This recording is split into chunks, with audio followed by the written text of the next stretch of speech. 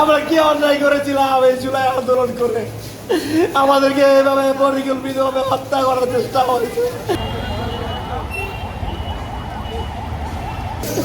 আমাদের জীবনের নিরাপত্তা আমাকে মেরে ফেলছিল। আমাদের জীবনের কি কোনো নিরাপত্তা? আমাদের সব জায়গায় আমাদের বিপ্লবীদেরকে ধরে ধরে মেরে ফেলতেছে। আমরা কি অন্যায় করেছিলাম এই জুলাই আন্দোলন করে? আমাদেরকে এভাবে পরিকল্পিতভাবে হত্যা করার চেষ্টা হয়েছে। আজকে আমাকে 5-7 জন ছুরি ধরেছে, আমি কোন রকম বেঁচে ফিরেছি।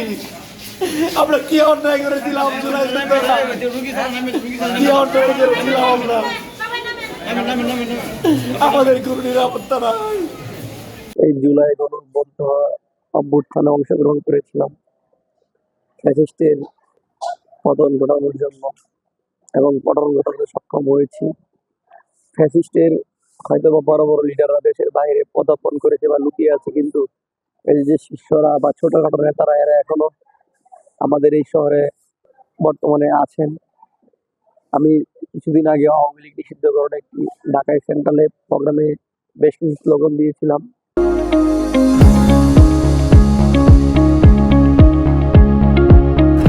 ময়মনসিংহে বঙ্গবন্ধু মোরালটি ভেঙেছিলাম বুলডোজার দিয়ে, এটা প্রতিনিধিত্ব করেছিলাম সকলকে নিয়ে।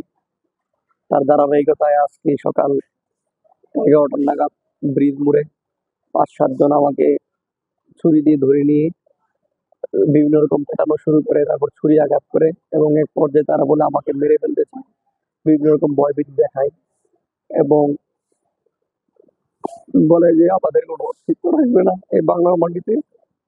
এবং এটাও বলে যে তুই বঙ্গবন্ধু মোরাল ভেঙেছিস, তোকে দেখিনি বুঝলেন, তুই খুব বেশি বাড়াবাড়ি করতেছিস। আমার মনে হয় এতে করে বেশ কিছুদিন যেমন বিভিন্ন জায়গাতে হুমকিও পাচ্ছিলাম বিভিন্ন রকম ভাবে। এবং আপনারা জানেন বিভিন্ন উল্টাপাল্টা যারা কার্যক্রম করে তাদের এখানে আমি সরাসরি প্রতিবাদ করে কাউকে ভয় পাই না।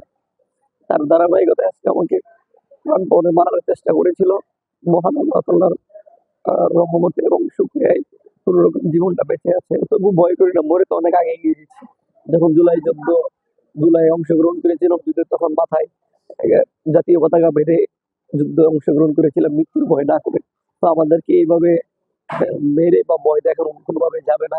আমরা আমাদের জায়গা থেকে থাকবো, যত বিপদ থাকবে ততদিন পর্যন্ত আমাদের এই আন্দোলন চলমান থাকবে।